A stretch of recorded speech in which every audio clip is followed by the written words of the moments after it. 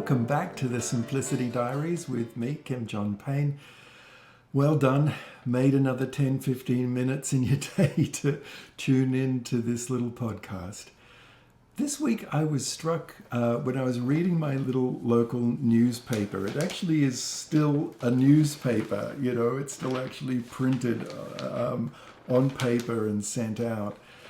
And I read a quote from Howard Zinn, actually, a sort of a well-known commentator, thinker, philosopher of our time. And it set me thinking about how to speak to children when things are really going wrong, when there's people around the world that are suffering, But it made me think also about the sort of comments that we make in front of our children, whether it's wrong or Pollyanna-ish to be positive, because I've heard this, with a number of the parents I speak with.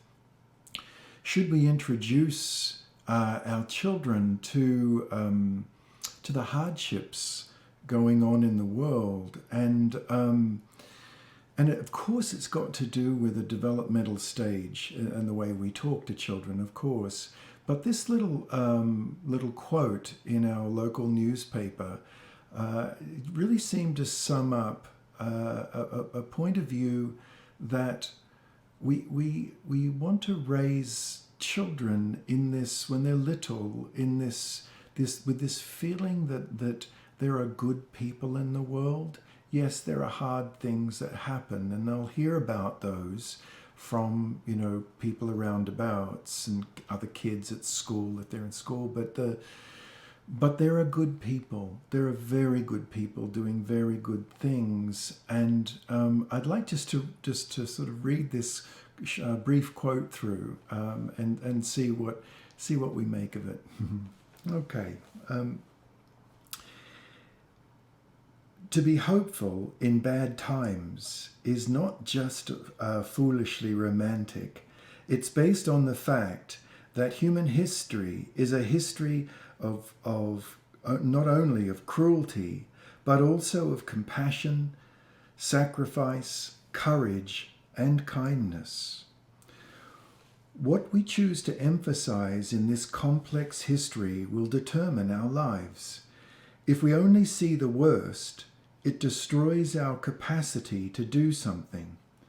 If we remember those times and places, and there are so many, where people have behaved magnificently, this gives us the energy to act, and at least the possibility of sending this spinning top of a world in a different direction. And if we do act, in however small a way, we don't have to wait for some grand utopian future. The future is an infinite succession of presents, and to live now as we think human beings should live, in defiance of all that is bad around us, it is in itself a marvelous victory. That was from an article called A View from a Balcony by a person writing called Hetty Startup. What a lovely name. So this piece about raising children in this understanding that it is still a beautiful world. There are good people all around us. And when hard things happen, those people will be there to help us. They'll be there to help others.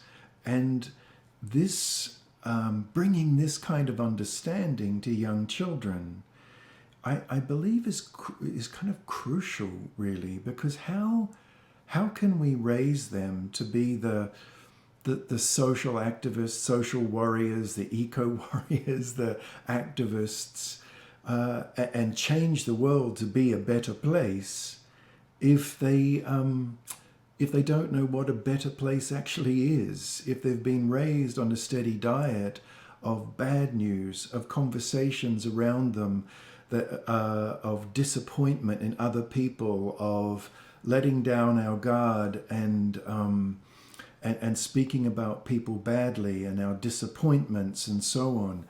For young children, I think those conversations are best bracketed, or at least framed in the way that, gosh, this was a hard situation today that I had to try and figure out a way to understand.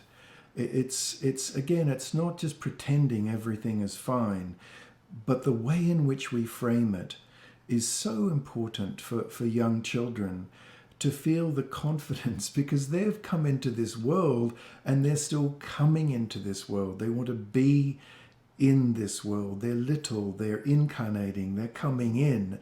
And as much as possible, if we can give them a warm vessel, so to speak, to come into, it will invite them in a way that builds their confidence, in a way that doesn't make them reticent because there's all sorts of bad things going on.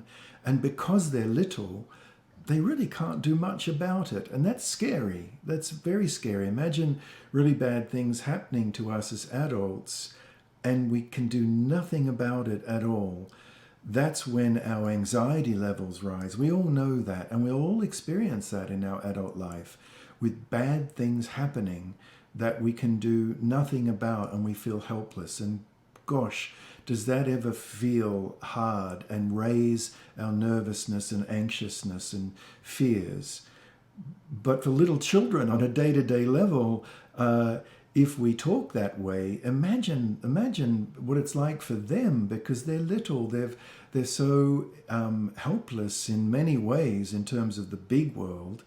And so one of the things we can do to help their nervous systems soothe and relax and digest is, at least when they're around us, we can give them this message that there are good and kind and competent people in the world, as much as we can, given the environment that we're raising our children in, and to be able to almost counterbalance what it is they'll hear almost inevitably from others, particularly if they start bigger schools or out there in the playground in the neighborhoods.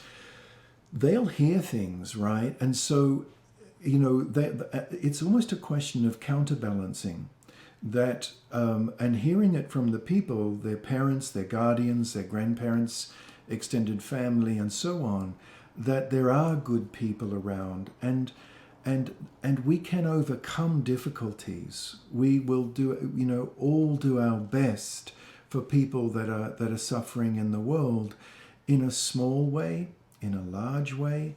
But there are other people too that are joining us in that concern. That message I find more and more important to bring to children in general. And if we can, bear in mind these words that I took from the Sufi tradition and took the liberty of adding one word to it, where before we say anything in front of our children, we should run 4 simple little checks. The first check is what I'm about to say kind? Is what I'm about to say, is it true, but true to our values, not just factually true, to our inner values? Also, is it necessary? Is it really necessary that I say this right now, in this moment, when my children are present? Can it be deferred? And then lastly, what I would add to this is this securing? Is this going to help my child feel secure in this safe family base so they can launch out into the world and make the changes they need to make, and as they'll increasingly need to make? Is it kind? Is it true? Is it necessary? And is it securing? Okay, so that's that's the thought for the week, but it's a challenge for a lifetime. for our children. Okay, I sure hope that's helpful. Bye-bye for now.